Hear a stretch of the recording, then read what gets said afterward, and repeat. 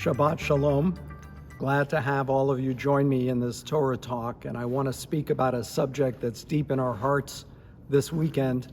The actions that occurred by agitators in Washington, D.C. are deplorable and worthy of our condemnation. These people who broke into our nation's capital have to be prosecuted to the full extent of the law. This is such a trying time in our nation's history. And where do we look at times like this for inspiration to help us get through?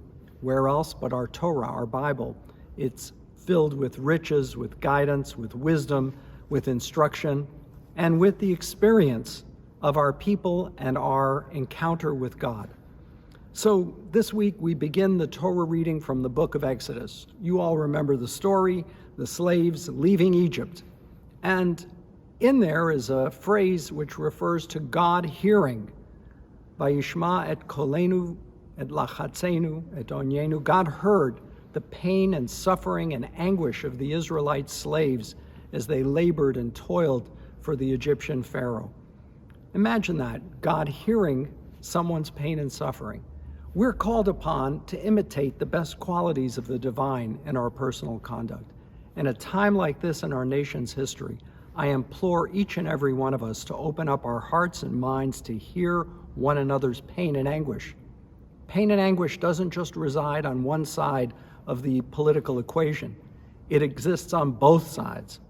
The pain and suffering of so many African Americans who heard the cries, the anguish cries of an African American, George Floyd, suffering in pain and his life being extinguished.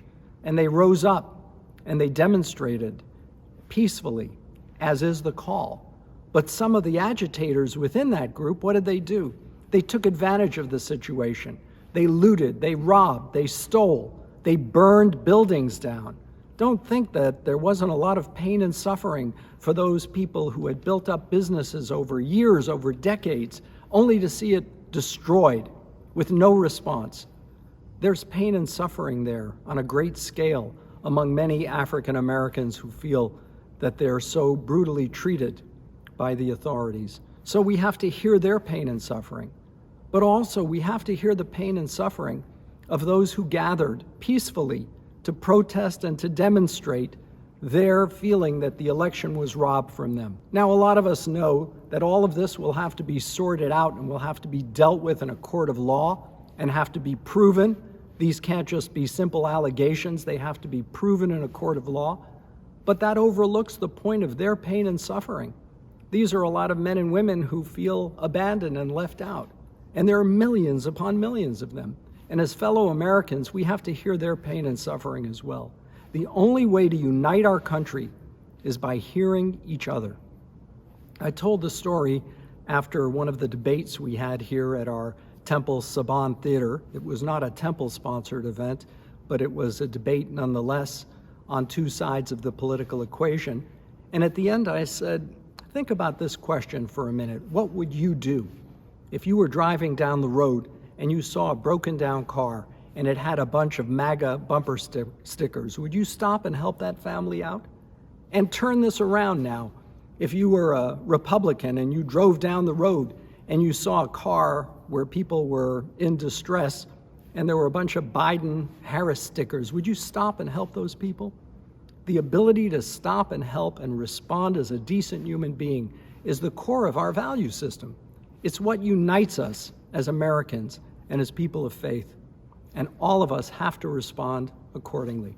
So I urge you, especially during this trying time of COVID, when so many Americans of every religion, race, color, and creed are suffering with the impact of lockdowns, kids not being able to go to school, so many ancillary impacts, collateral damage, deaths, not just from the disease itself, but from some of the side effects of the impacts of the shutdowns as we're all suffering.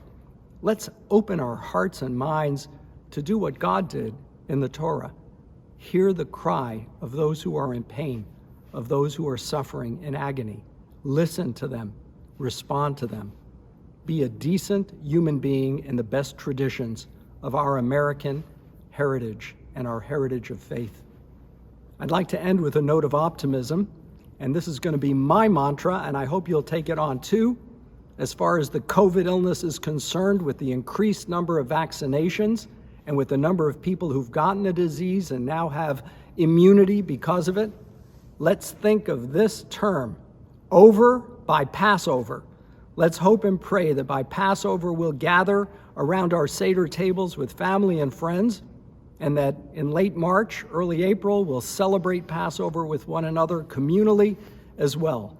And that's the hope we keep in our heart, the hope and optimism for this coming year, 2021, that it should be one of the end of misery, the end of pain and suffering, and the beginning of us opening our hearts and minds to hear one another. Amen.